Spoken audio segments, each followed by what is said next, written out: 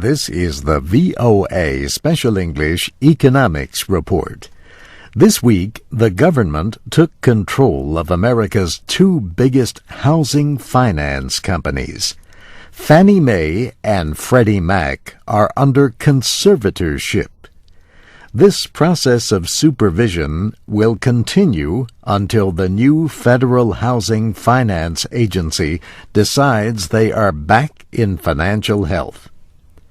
In July, Congress gave the Treasury new powers to save them using as much money as needed.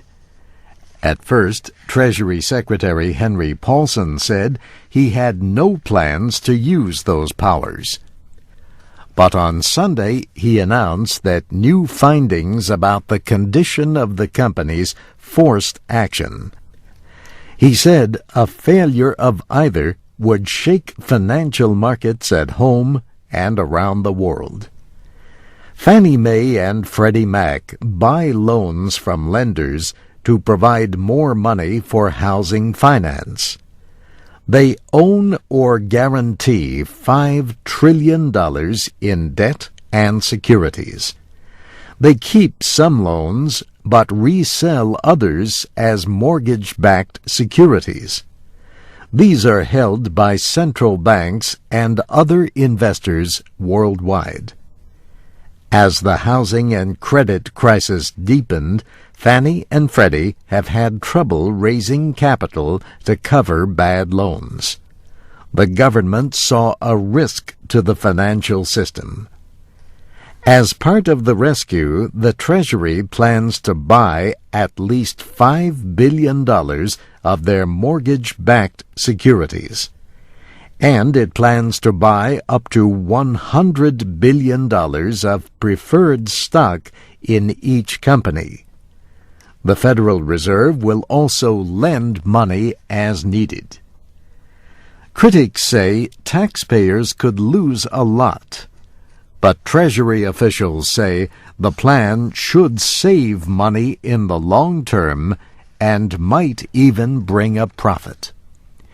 Each company will give the Treasury $1 billion in stock that pays at least 10% a year.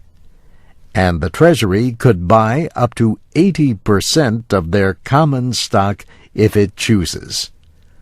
Under the takeover, existing owners of common stock will lose most of their investment.